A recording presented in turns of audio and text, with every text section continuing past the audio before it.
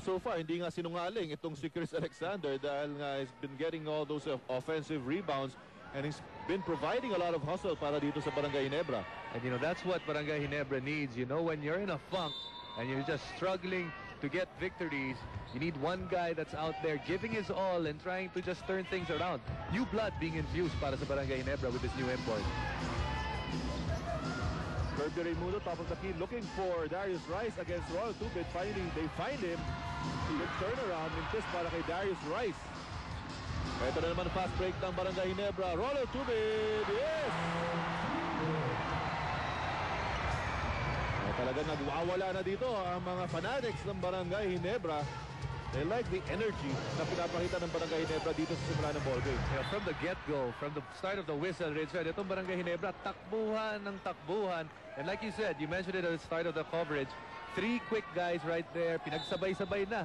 Very early on, yung tatlo na yan. Tapos ang maganda, pero kaagad sila suporta doon sa rebound. And that's why they're able to run.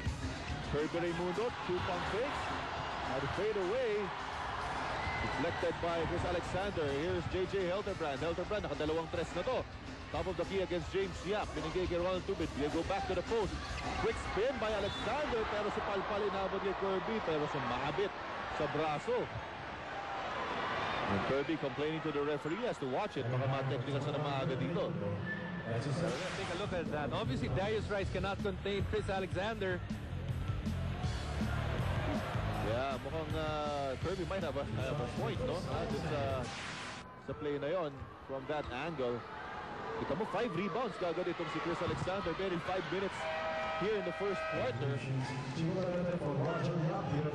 Halitan ng tao naman para dito sa Pure Foods TJ Giants. You have Chico Lanete, Peter Jun Simon, our All-Star MVP, and Rico Villanueva checking in. Provide some more muscle dyan sa inside, no? Dahil na frolicking inside na itong si Chris Alexander.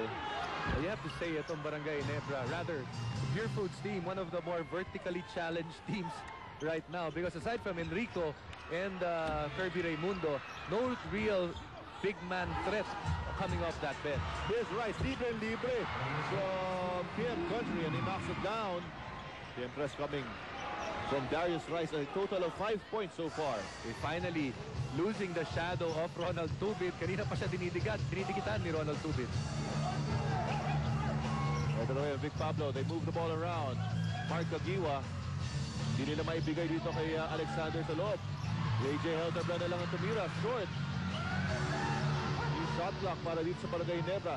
Hinihingi ni Alexander yung bola sa poste. Here's Kagiwa, drives baseline, floater is good! This is a nice thing happening for Barangay Ginebra. Much of the attention of the defense of Pure Foods concentrated kay Alexander, kaya nakakalibre yung iba.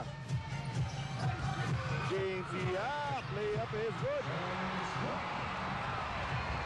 Kasi James Yap would really like to bounce back after that 7-point performance laban sa Wellcoat.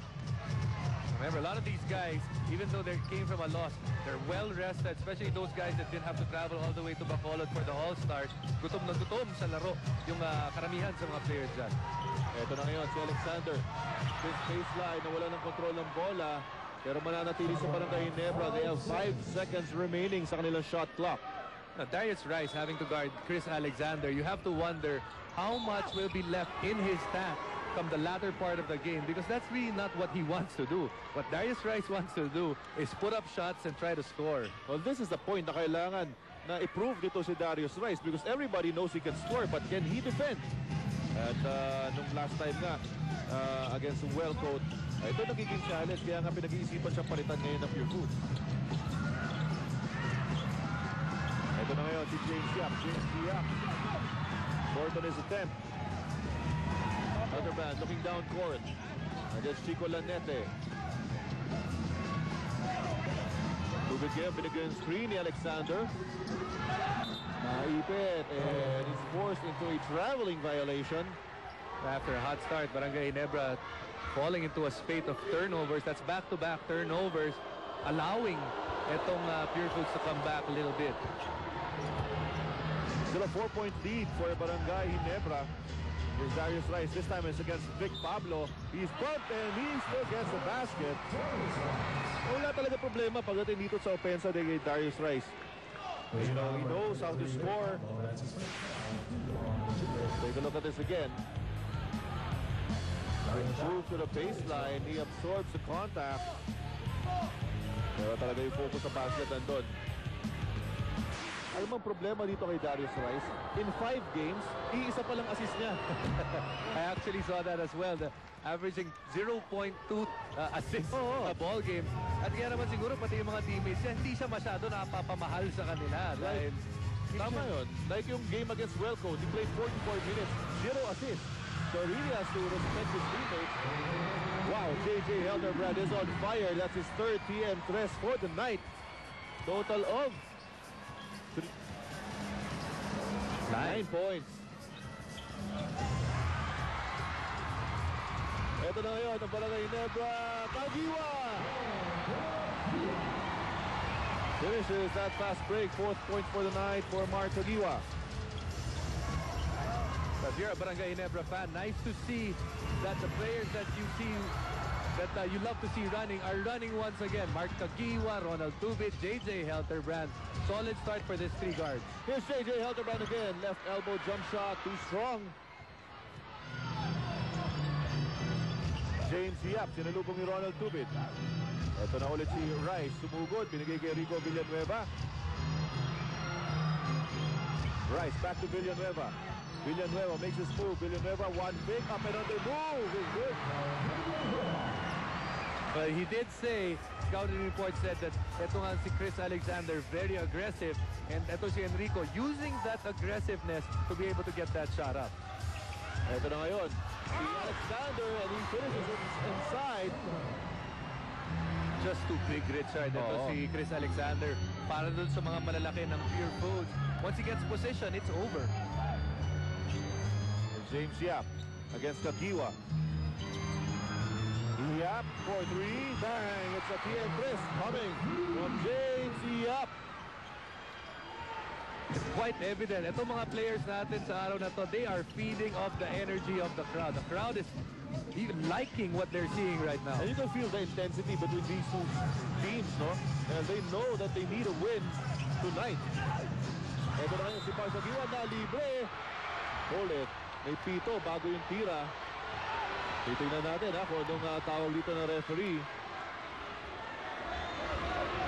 Seems to be a foul. Tumalsik si James Yap dun sa baseline. The referees are conferring. If it happened before or after the shot or simultaneous. Yan po yung mga ating magigiting na referees. Sila referee Robert Ting Jr., Raymond Morillo, and Ferdinand Pascual. No basket. Foul number 18, James Yap. So no basket. A foul was called on James Yap. Tingnan po natin itong slow-mo. James Yap, andun sila sa baseline. Nagkakasalukan sila ni Vic Pablo. Ayun na yung tawag before that shot was taken. So dapat nga bola ng Barangay Ginebra dito.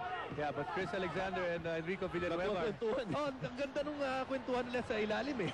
Kung ako si Villanueva, dapat hindi ko muna tinapos yung kwentuhan para hindi bumaba sa offense itong si Alexander. Ibitin mo muna yung punchline. Oo, ituro mo muna dito sa Araneta. At ako, pero may turnover naman dito para sa Barangay Ginebra.